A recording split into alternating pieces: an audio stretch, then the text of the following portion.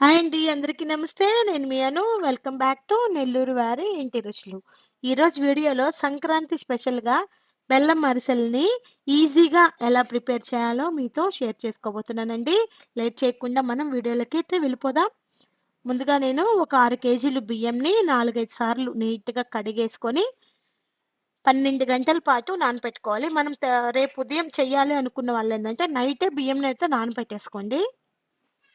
ఉదయాన్నే దీన్ని జల్లెడలో వేసేసుకొని పిండి మిల్లుకి పంపించేసి బియ్యం పిండి ఆడిచ్చి పెట్టేసుకుందాం. ఇదండి. నేనైతే నైట్ నానబెట్టేసానండి. నానబెట్టేసి ఉదయాన్నే దీన్ని పిండిలా చేసి పెట్టేసుకున్నాను. ఇప్పుడు 6 కేజీలు బియ్యంకి మనకి 3 కేజీల దాకా బెల్లంనైతే తీసుకోవాలండి. ఇదండి బెల్లంని ఇలా చిన్న చిన్న పీసెస్‌గా కట్ చేసుకొని, కొట్టుకొని ఒక పెద్ద దబరలో వేసుకోవాలండి. అంటే మనం పాకం పట్టాలి కదా! మనకి పిండికి అన్నిటికి బాగా అనువుగా కలిపే దబర తీసుకొని అందులో వేసేసుకోండి. ఇప్పుడు దీంట్లో మనం 2 లీటర్ల దాకా నీళ్ళనైతే వేసుకోవాలి. బెల్లమంతా వేసేసాక ఇందులో నీళ్ళని యాడ్ చేసుకోవాలి. ఒక 2 లీటర్లయితే పోసుకోండి. ఇప్పుడు దీన్ని పొయ్యి మీద పెట్టేసుకొని స్టవ్ వెలిగించేసుకొని ఈ దబరని పొయ్యి మీద పెట్టేసేయాలి. ఇప్పుడు కొద్దిగా ఉడకనిచ్చి బెల్లంని మనం వడకట్టేసుకోవాలండి. ఇలా వడకట్టడం వల్ల ఏందంటే బెల్లంలో ఏమైనా నలకలు, పీచులు అట్లా ఉంటాయి కదా! ఇసక లాంటివి అన్నీ తేరిపోతాయి. ఇట్లా వడగట్టేసాం. చూడండి ఎంత డస్ట్ వచ్చిందో. అట్లే డైరెక్ట్‌గా చేసుకోకూడదండి. ఖచ్చితంగా ఈ విధంగా చేసుకోవాలి. ఇప్పుడు ఆ దబరలోనే పోసేసుకొని దీన్నైతే పాకం రప్పించేసుకుందాం మనం. మంటని హై ఫ్లేమ్‌లోనే పెట్టుకొని బాగా ఇలా రౌండ్‌గా తిప్పుతూ ఉన్నామంటే మనకి పాకం అనేది రెడీ అయిపోతుంది. పాకం వచ్చిందా లేదా అని మనం మధ్య మధ్యలో చెక్ చేసుకుంటూ ఉండాలండి. ఈ విధంగా ఒక గిన్నె తీసుకొని అందులో నీళ్ళనేసుకున్నామంటే ఇదండి ఈ విధంగా పాకాన్ని మధ్య మధ్యలో చెక్ చేసుకుంటూ ఉంటే చూడండి ఈ విధంగా అయితే మనకి పాకం రావాలి. మనం చేతి వేళ్ళతో పట్టుకొని ఇలా ఒత్తామంటే మెత్తగా బాల్ లాగా మనకి రావాలండి. మరీ గట్టిగా ఉండకూడదు, మరీ పలచగా ఉండకూడదు. ఈ విధంగా అయితే మనకి పాకం వచ్చేదాకా మనం పాకం పట్టుకోవాలి.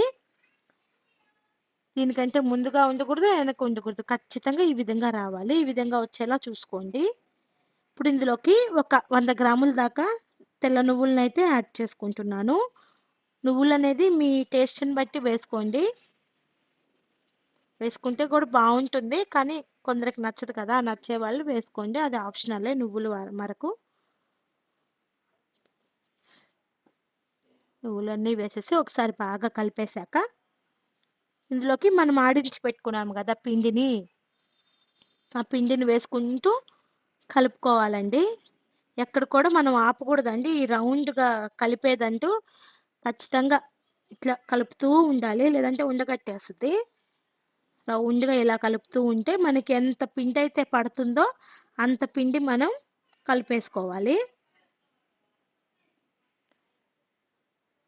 మరి పల్చగా గాకుండా, మరి గట్టిగా గాకుండా కలుపుకోవాలండి పిండిని.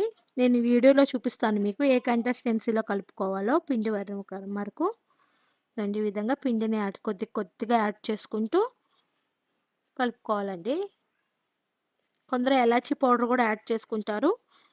మీరు కూడా యాడ్ చేసుకున్నప్పుడైతే యాడ్ చేసుకోండి. నేనైతే యాడ్ చేయలేదు. ఇప్పుడు ఒక 50 గ్రాములు నెయ్యిని యాడ్ చేసుకొని చూడండి ఈ కన్సిస్టెన్సీలో రావాలి పిండి. అప్పుడు దాకా మీరు కలుపుతానే ఉండాలండి ఈ విధంగా.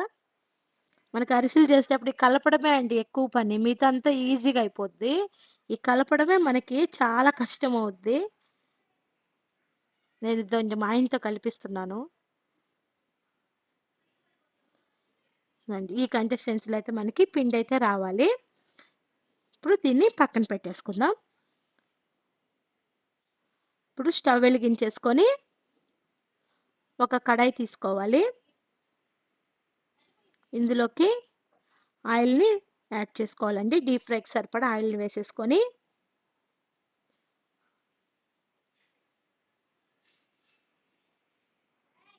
ఇప్పుడు ఆయిల్ కొద్దిగా హీట్ అయ్యాక ఒక పాలిథీన్ కవర్ తీసుకొని దాని మీద ఆయిల్ అప్లై చేసి ఇప్పుడు పిండి కలుపుకున్నాం కదా! అరిసెల పిండి దాన్ని చిన్న చిన్న బాల్‌గా పెట్టుకొని దాని మీద ఇంకొక పాలిథీన్ కవర్ ఏసి ఇట్లా రౌండ్‌గా చేసామంటే మనకి అరిసెలనేది పర్ఫెక్ట్ షేప్ వస్తాయండి. చూడండి ఎంత బా వచ్చిందో. మీరు కూడా ఈ విధంగా తప్పకుండా ట్రై చేయండి. ఇప్పుడు నూనె కాగిపోయింది గదా! అందులో ఈ అరిసెను వేసేయాలి. అరిసె చూడండి మనకి వేయంగానే ఎంత బా పైకొచ్చేస్తుంది. అంటే మనకి పాకము, పిండి అన్నీ పర్ఫెక్ట్‌గా సరిపోయాయన్నమాట.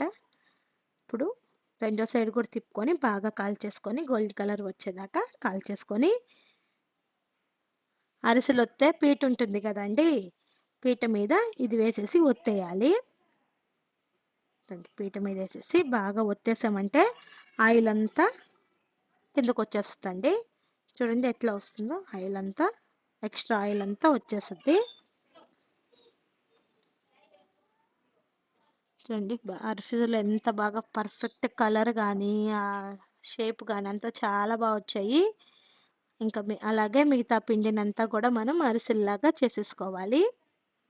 ఫస్ట్ టైమ్ చేసే వాళ్ళైనా సరే పక్కా ఈ కొలతలతో గాని చేశారంటే అరిసెలనేవి చాలా బా వస్తాయి. ఈ సంక్రాంతి అంటేనే మనకి పండగ వాతావరణం కదండీ! అరిసెలు, మురుకులు ఇవే మెయిన్ మనకి. మీరు కూడా ఈ వీడియో చూసి బెల్లం అరిసెలని చేసేయండి.